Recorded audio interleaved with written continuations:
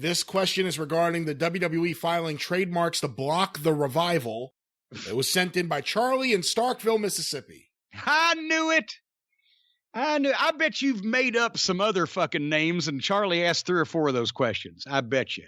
What are your thoughts on the WWE filing trademarks? No denial there, I see. I deny. Bullshit.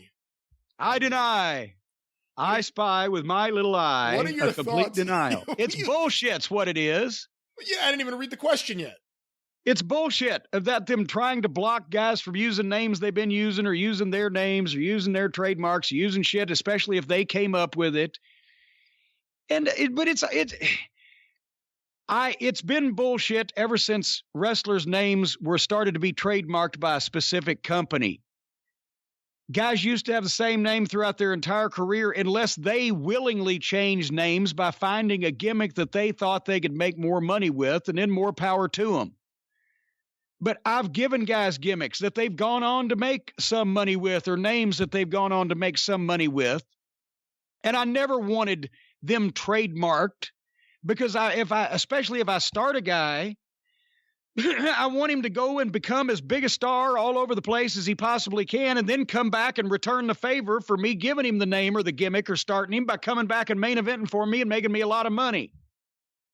And if a guy, every time he leaves a company, has to change names, then all you've got's a bunch of interchangeable fucking wrestlers. You've got character actors. You got bit part players. You don't have top guys, main event stars. Those people keep the same fucking names. So, unfortunately, that's what Vince does these days. And I understand why he's doing it, because but at some point, I mean, he's a fucking rich billionaire, and he didn't get that way by giving away money. But at some point, you've got to admit it would be better if you don't have any worldwide names that can go and make a difference anywhere. And also, this is why it benefits Vince, because he doesn't need a difference maker. He's already the top guy. But for everybody else, you need difference makers. You can have the guy, but you can't have the name. And the few, like, bless Adam Cole, I don't know how he talked him into doing that. But John Cena and Randy Orton and those guys were the last generation where most guys got to keep their fucking names because it was their names. And I just hate that. You know, whenever somebody's shit is trademarked, especially if it's something, not a name they were given that they didn't want to begin with in the first place, but if it's something that they've said in promos or something they've come up with for themselves, and just because they used it in that company, the company's trying to trademark it, fuck you. Well, that's one of the cases here. Apparently, the WWE is trying to trademark no flips, just fists with not a comma. And the Revival are trying to trademark it with no flips, comma, just fists. Which is just, I mean, that's, and it's their phrase. They came up with it, not WWE. Yeah.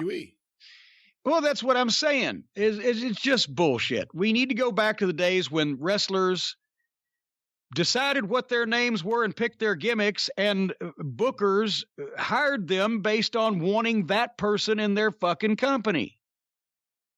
Instead of trying to train wrestlers and then giving them a gimmick afterwards, after the fact, that has been thought of, and they just decided to give it to them, as I mentioned earlier in the program, instead of figuring something out based on what the guy's already doing to begin with. It's just all lunacy, because it goes back to having a bunch of TV writers that approach this like it's fucking fictional television, or it's like they're writing a play or a movie or a TV show or a book or whatever the fuck. And because of that misguided stupidity, instead of not realizing and recognizing what this really is, it not only keeps guys from getting over, but then if they accidentally do get over, then they can't go anywhere else than there, because their fucking names and all the shit that makes them over or recognizable is owned by the fucking company. Fuck you. Just basically. And also that's why I do not sign any more fucking contracts, because nobody's going to have the rights to me besides me for the rest of my life. Wasn't there a story that after Bruno had his big falling out with them in '88, Linda McMahon threatened them on the phone that we own the rights to the name Bruno Sammartino now? I don't know that I've heard that. I do not know that I've heard that story.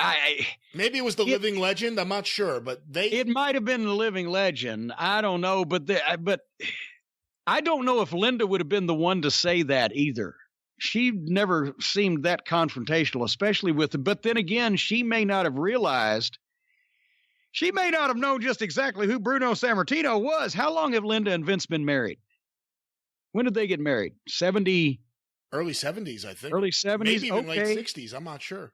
I don't think. No. What the fuck? Well, I don't know. Anyway, point is, Linda may not have realized just who the fuck Bruno was at that point. She was probably feeling real froggy because they were starting to get successful. I don't know.